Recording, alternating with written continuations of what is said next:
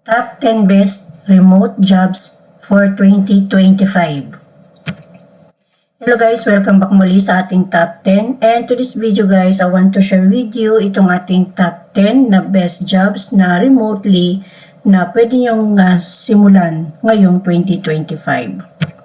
So, kung hanap mo ba ay top 10 na talagang best remote jobs na pwede mong simulan ayon sa iyong skills, narito yung ating top 10 list. Stay tuned po kayo para wala po kayong ma-miss. At kung bago ka pa lang sa aking YouTube channel, huwag mong kalimutang mag-subscribe at mag-hit na rin ang notification bell para always updated ka sa ating mga i-upload pa na mga videos.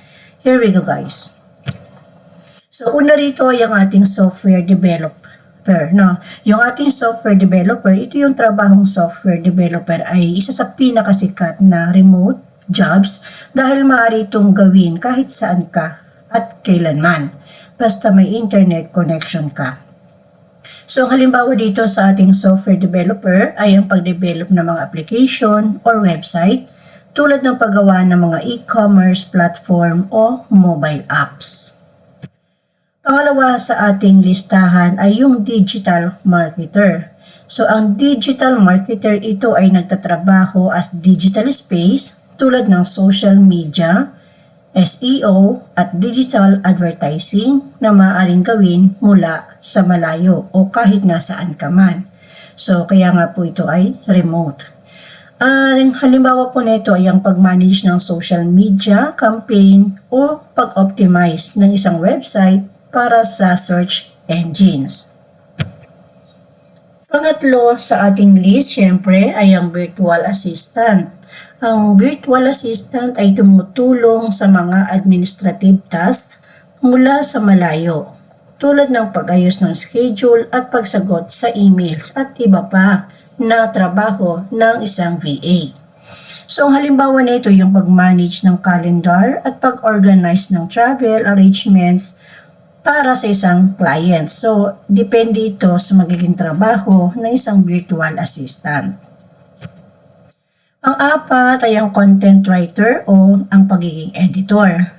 So, ang content writer o editor ay naglilikha ito at nag-i-edit ng mga artikulo, blog, post, at iba pang content mula sa malayo o kahit nasaan ka man. So, ang halimbawa nito yung pagsusulat ng SEO-friendly blog post o pag-i-edit ng mga articles para sa online publications. Panglima ay ang graphic designer. Ang graphic designer, ito ay gumagawa ng mga visual na materyales tulad ng mga logo, infographic, at iba pang design tulad ng elements mula sa malayo. O yung mga design elements na kahit nasaan ka man, pwede mong gawin ito. Kahit nasa bahay ka lang. Ang halimbawa nito yung pagdisenyo ng branding, yung material sa paglikha ng mga digital illustration. So, more on digital. Kaya nga ito ay graphic designer.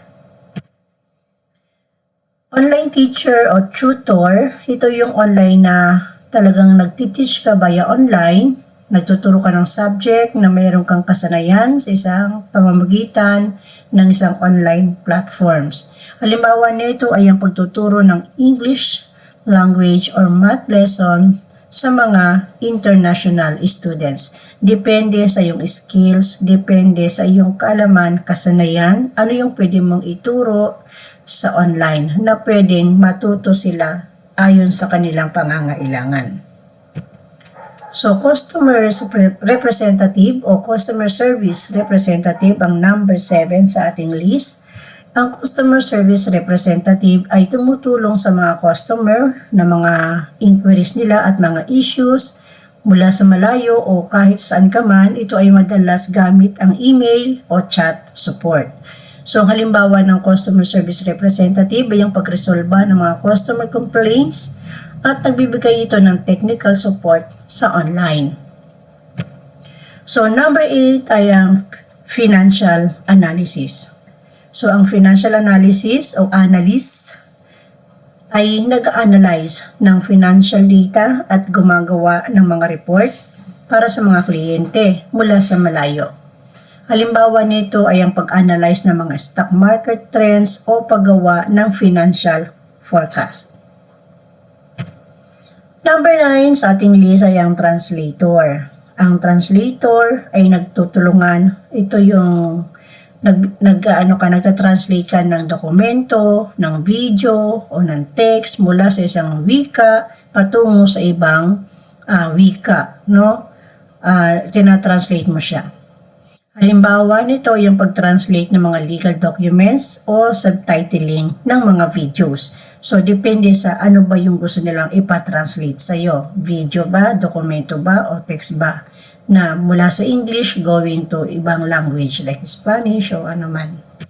So, next number is ang healthcare. So, kanina is number 9. Ngayon is last but not the least ay ang healthcare consultant. Ito yung ating nasa top 10 list. Ay ang healthcare consultant. So, ang healthcare consultant, ito ay nagbibigay ng payo sa health. Nagbibigay ng payo regarding sa ating health, management, at policy mula sa malayo. Okay? So, kung gusto mong magkaroon ka ng healthcare consultant, pwede mong gawin ito kung meron kang kasanayan, no? Kung meron kang kaalaman regarding sa health. Halimbawa na ito yung pagkonsulta ng mga hospital o healthcare facilities tungkol sa pag-improve ng kanilang system. Okay, so kumbaga dito sa healthcare consultant, yung meron kang knowledge about sa facilities, sa pag-improve ng kanilang system, at sa iba pang bagay regarding sa healthcare. So, thank you for watching guys. Sana po may natutunan kayo sa ating top 10 list at see you again sa ating susunod na video. Thank you so much and God bless po sa lahat.